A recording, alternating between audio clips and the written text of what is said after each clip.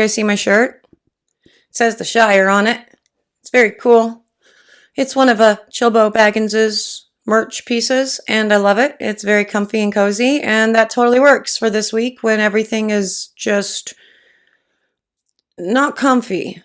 And I'm trying very hard to be cozy and to keep those cozy vibes going for my children as well, because we're all kind of suffering through something. And no, it's not COVID. I mean, we're not 100% it's not COVID at this point because, like, we've taken the first test, but now we have to wait a couple more. You understand how those tests work, but pretty sure it's not. We're just feeling kind of crummy. Just kind of a run-of-the-mill cold. And when you're locked up in your house for 2 years straight and you don't get colds, when you finally do, it's not fun at all. Yeah, that has absolutely nothing to do with what we are making today or what we're talking about today. But, you know, hi, it's a weird week. I got a cool shirt, made me happy. I will tell you what we are doing in just a minute. But before I do, hello, I'm Mrs. Soap and Clay. Let's make stuff.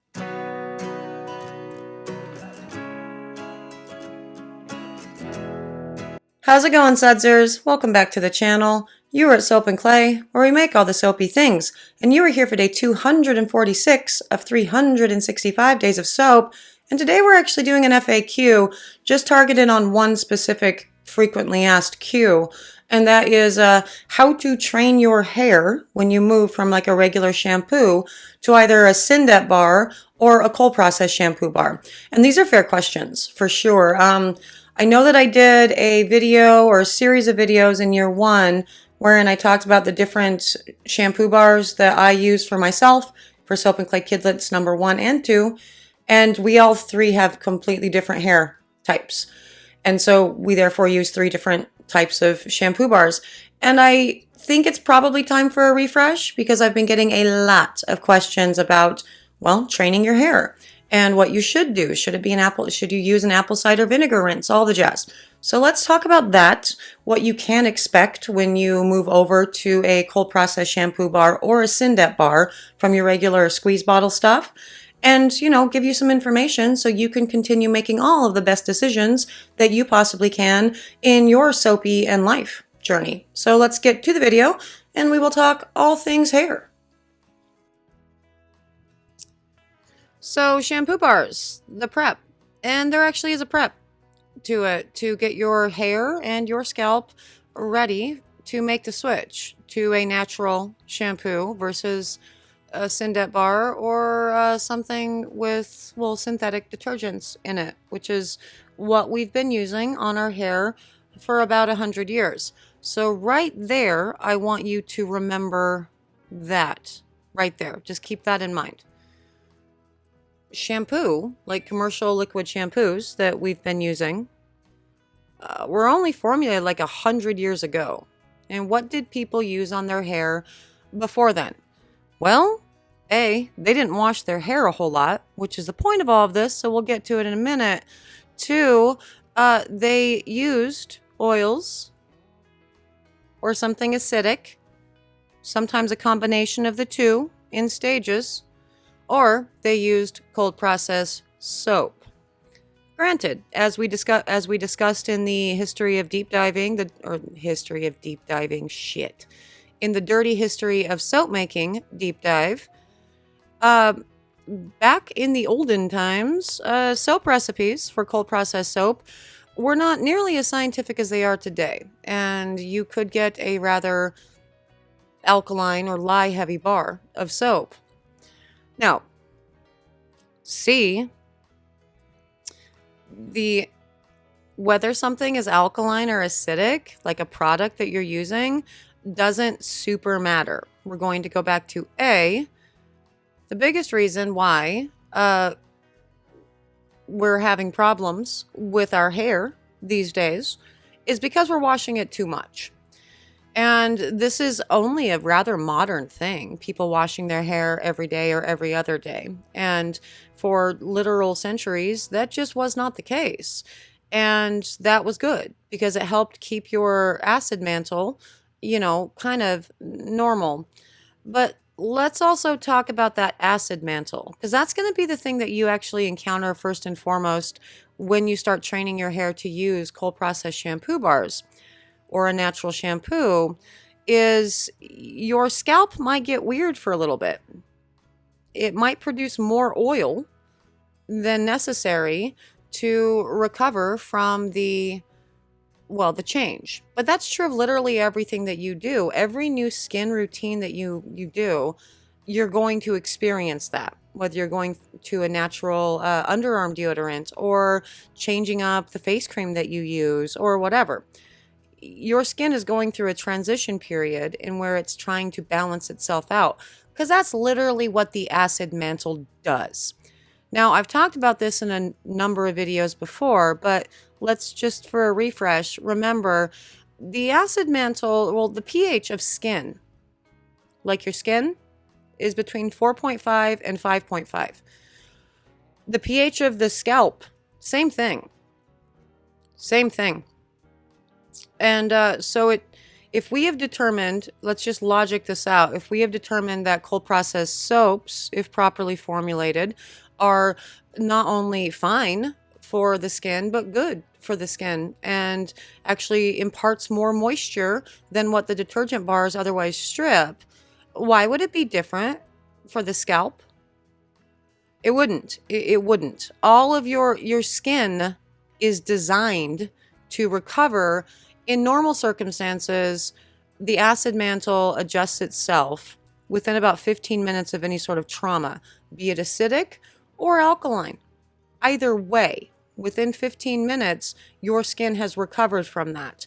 And if you are experiencing an excess of, problems, acne, that means your skin's too acidic, dryness, that means your skin is too alkaline, then that's something else that's going on. So yeah, to recap, if your skin experiencing blemishes and breakouts, it's too acidic. Your skin is too acidic. If your skin is experiencing dryness and flakiness, it's too alkaline. With the exception of oh God, I'm a mess. What a disaster am I. With the exception of dandruff, which can be caused by overly alkaline or overly acidic scalp.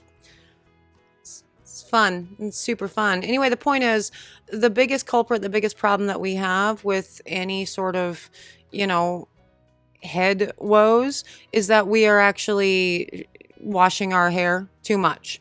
And if the pH of the scalp is basically the same as the pH of the rest of the skin on the body, then really what you're dealing with is hair, right? Well, hair benefits from all the conditioning, beautiful things that come along with a cold processed soap bar, especially one with a nice super fat in it. And in most cases, the hair itself adjusts accordingly within a few washes and is just fine, and it doesn't even need a conditioner. However, I say in most cases because the majority of the world has either type 1 or type 2 hair because, genetics and anthropology, whatever. Anyway, for those with type 3 or type 4 hair, it's a little bit different. You are actually experiencing the potential for buildup on your hair by switching to a cold processed shampoo bar and not using a conditioner. And so for those people, like my daughter, I I only shampoo her hair maybe once a week, maybe twice a week at most. And 2, we do use apple cider vinegar rinses for her hair and also do deep conditioning once a week. Now, for me and Soap and Clay Kidlet number 2, we just wash our hair a few times a week and do not use conditioner.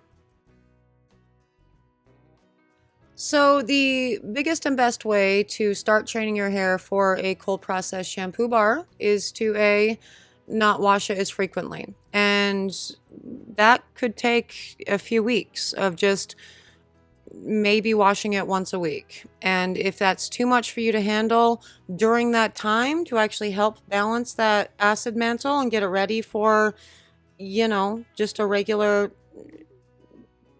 cold process shampoo soap, you can use apple cider vinegar as your cleaning agent. That works very well. And realistically, after that, once you introduce a cold process shampoo bar into your life, you should be aiming for 3, maybe 4 times a week washing your hair. No more than that. And depending on your hair type, which is also very interesting because there was this little thing that I saw online like years ago about how to determine your hair type just by taking a few strands out and putting it in a bowl of like lukewarm water and seeing, what it did after 4 minutes. Like if it was still floating, it meant that it wasn't absorbing water.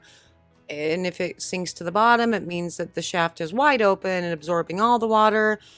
And I have microscopes, so I get to just look at those things. But for funsies, I did test it too. And there was no difference from my hair to Scout's hair to Eowyn's hair. And I know that we all have 3 very different hair types because I can see it in a cross section underneath a microscope. So anyway, biggest thing that you can do is to just kind of stop washing your hair for a few days and then slowly introduce, just like with anything. And the actual turnover time for your scalp and your hair to adjust to a natural shampoo routine is going to be anywhere between, a week to 6 weeks before the scalp of your head as well as your hair kind of gets used to it. But it will happen. And as far as damage to the hair, again, I don't, we've talked about this in other videos, like a shit ton of other videos in the past. This weird adage about how cold process shampoo is damaging to the hair because alkaline is literally being finally, just in the last 2 years, being turned on its head because science, like, no, that's not what it is. Because again, it's all about how quickly your acid mantle recovers. And if your acid mantle is not recovering within 15 minutes of being introduced to much of anything, then there's something else going on. And usually it's, within your diet and within whatever. But for the hair, so the acid mantle, fine. The hair itself, well, yeah, sometimes you're going to need, some people are definitely going to need an apple cider rinse. Some people are going to need less shampooing. Some people are going to need a deep conditioner. And that really all does depend on your hair type, which again, I'm pretty sure I discussed pretty in depth in all of the shampoo bar videos that we did in year 1. But training your hair for cold process shampoo first and foremost is going to be just breaking the habit of washing your hair daily. And also, if you're still concerned about it, I would like to just pause it just for funsies. What kind of damage do you think we actually do to our hair these days that we were not doing to our hair hundreds of years ago or even 100 years ago? With all of the dyes and the hairstyling products and all of the heat tools and everything that we use as possibly part of our daily routine. Like, I don't, but I know a lot of people do. I mean, my hair's colored, but everything else, I don't do that. Don't you think that's doing more damage to the hair than a really beautifully super fatted cold process shampoo that has a nice mild lather and is meant to hydrate as well as cleanse? I mean, just logic things out. So the hair itself, you're not doing undue damage to it by using a cold process shampoo bar. That said, cold process shampoo bars are still not for every hair type, like for sure. In my particular family, we've got type 1A, type 2A, and type 3,